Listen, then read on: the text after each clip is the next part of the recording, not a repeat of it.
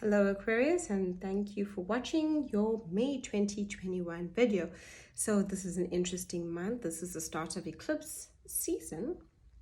We also have Mercury retrograde and we have Jupiter moving out of Aquarius and into Pisces. So on the 4th we have Mercury in your 5th house. On the 9th we have Venus in your 5th house, and on the 21st we have the Sun entering into that 5th house energy. So what's the 5th house about?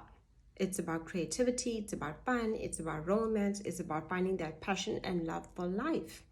This is the time to work on your inner child or connect to children. Very good time for creative ideas when it comes to business. What do you want to create for yourself? What do you want to create in your life, Aquarius? What do you want? What is it that brings you passion, joy, happiness? Think of the 5th house of the house of children. So when you look at children, you see them alive and bubbly and having fun and enjoying every moment and being in the moment. That's that energy.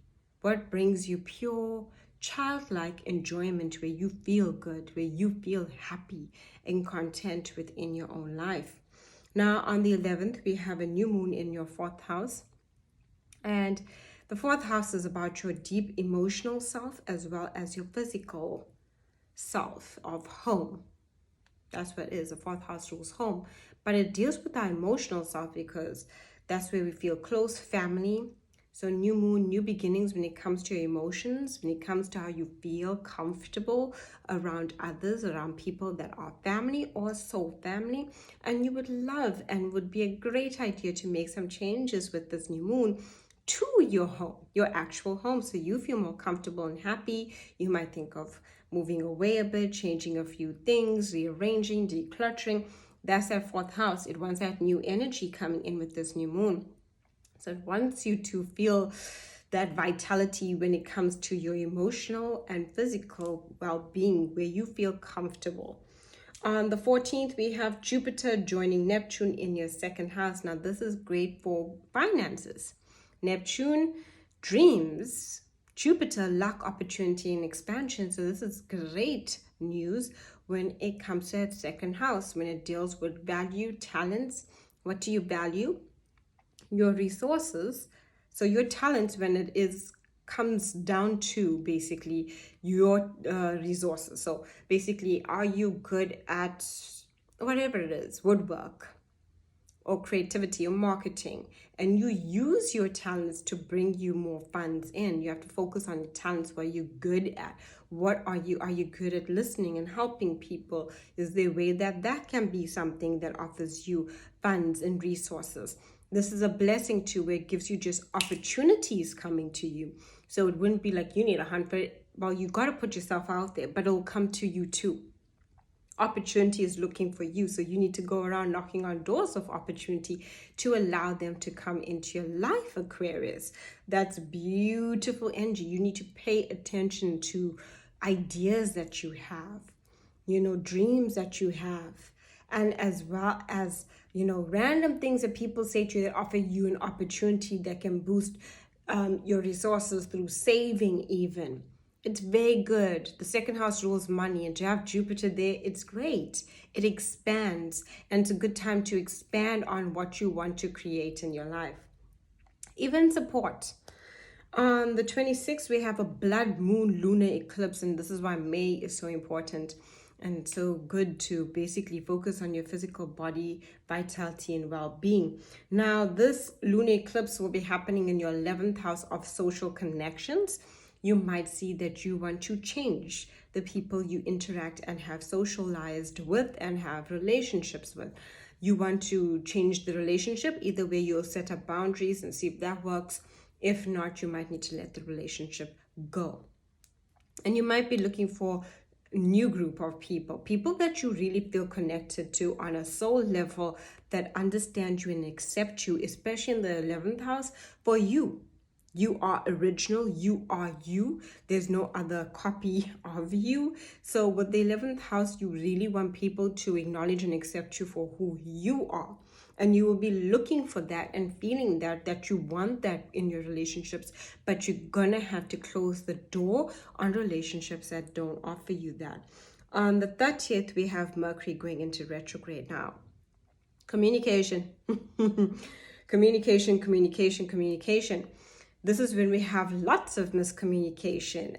Mercury rules the mind, communication, our thought processes, as well as transportation and technology. So technology can get a bit funky and act up. We can notice that our computers now freezing, our phone, this is giving us that issue. Everything is giving us a technology issue during a Mercury retrograde cycle, as well as miscommunication. We can get into arguments with others. People from the past can come up a lot because Mercury wants us to revisit the past always. Past memories, past conversations.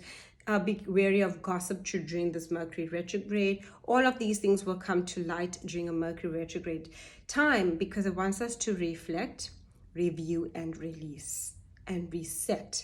So be very aware that that will be happening during this Mercury retrograde. Take note of it, especially don't do anything. Mercury retrograde is not a time for action. It's time to slow down because Mercury rules the mind. So you're in a bit of a state of a mental fog during a Mercury retrograde. It's more trying to put you in touch with your heart and your intuition. Great time for readings, to get in touch with your intuition so you can understand, what is it that you feel around this person? What is it that you feel about that relationship? And allow for changes to happen. You can complete anything that you're working on prior to the Mercury retrograde, but not a good time to start anything new. Don't get into a new relationship.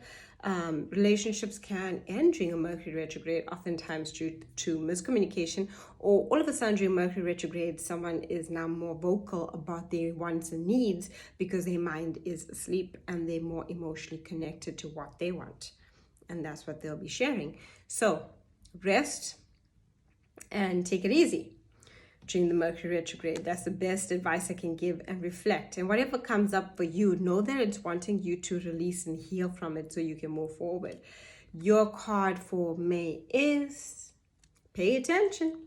Notice repetition signs in a guidance as it can yield valuable information. So notice repetition in signs, where you just keep seeing something over and over again. In a guidance, remember there's a Mercury retrograde, a blood moon, lunar eclipse. All of this is definitely very good for our intuitive processing of what is it we feel. Listen to your gut. Gosh, please listen to your gut and your intuition when making valuable and important decisions as well, so that you can feel really good. Good time for negotiation when Jupiter is in Pisces. But during the Mercury retrograde season, hold off. Everything isn't as it seems, and listen to your intuition. Not exactly what's being said to you, but listen to your intuition. Thank you so much for watching, and do enjoy May.